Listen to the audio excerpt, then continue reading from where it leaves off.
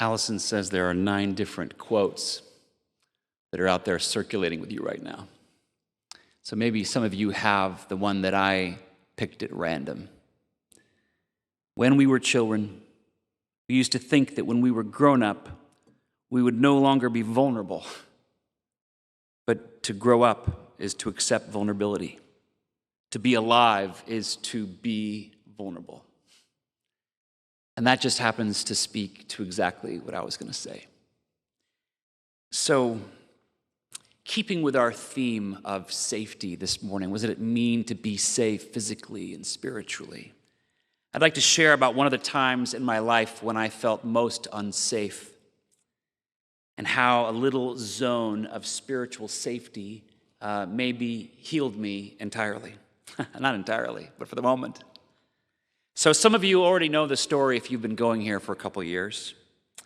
A little over 2 years ago, after a long night of nursing a dreadfully suffering, crying, dying cat, I was nursing this cat. My wife had a miscarriage. And the circumstances around this surprise delivery were gruesome. They were gruesome.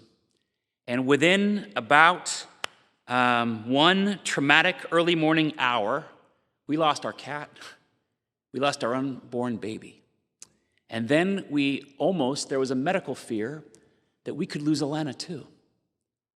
And so within a heartbeat from 3 a.m. to 4 a.m., I was staring down the reality that I could lose all the most precious, wonderful creatures in my life. And I was absolutely powerless to do anything about it. I couldn't outrun it. I couldn't outthink it. No cleverness was going to touch what was going to happen. The good news is I did not lose my wife. She lived. She lived through it. But it didn't change that hour. It didn't change how that felt. I was very frightened. And it stuck with me. It stuck inside me. It worked its way down as a strange combination of trauma and grief.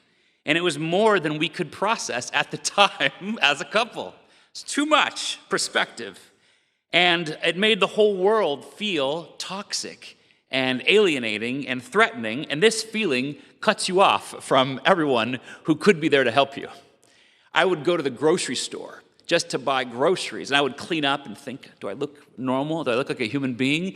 Yes, but somehow I was giving off a signal that I was so toxic to be around, people could smell it on me.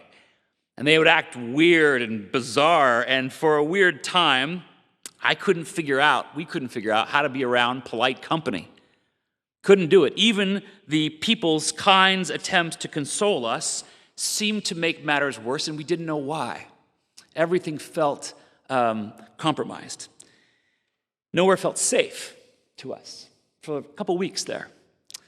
Now, there is nothing unique about this story because creatures die. There are no exceptions to that.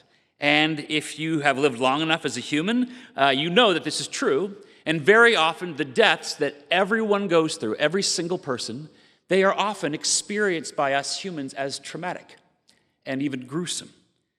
And as human beings, these experiences cause a crisis that very often traumatize us.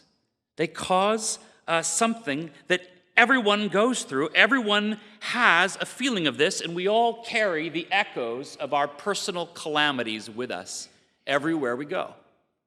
We carry all those moments, and you can think of a few right now if you've been alive long enough to see the score, to see the whole arc of how it works.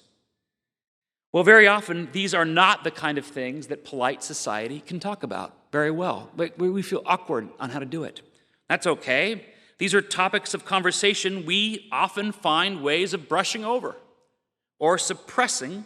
And the trouble with that is that if these traumas aren't given a space to heal, this normal thing that happens to everyone, this normal hurt, can start to curdle and rot inside us. And it can make us sick. So we were very lucky. We not only had a community of faith around us, OHSU sent us to a grief group. And if you've never been to a grief group before, they're great. Because you walk into a room, and for example, if your grief is an unborn baby loss, you're walking into a room filled with people with unborn baby loss, and you can tell they look just as messed up as you feel. You can see it right away. And that is tremendously safe feeling, right?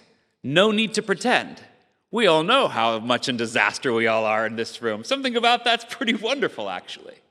And so we walk into this room where a field of acceptance was created that could hold the flat reality of our experience. This is a huge relief. Didn't make it go away. Didn't actually change the truth of it, but no longer burdened by the subtle pressures to hide our traumas by pretending to be okay enough to interact with other people. We found a safe space in the midst of horror to share our feelings and to see others, even in the frightening rawness of that encounter, an encounter that all of us have had some version of. So that group was a total lifeline to us. It saved our lives. I can literally say this group healed us, and I started to see that as a miracle. And over time, I started to think about what are the properties of rooms like this? What is that thing that we don't get in our families always, in our churches always? Sometimes we don't find those fields where we can actually start to be okay and healed. What are the properties of a safe space? What are the places in our culture where we are still allowed to go to be real and to be healed? And then what are the other places? What are the places where we brush things over and suppress them? What's the difference between the two? I grew obsessed to these questions for a while in my private time, and I expect all of you have your own version of answers to these questions. So today, you can choose to opt out if you'd like to. But our second invitation is, I want you in a moment to turn to just whoever's next to you. This is super casual. And just to share, you don't have to reveal anything you don't want to. It's got to feel safe to you. But what are the properties that make a safe space for you?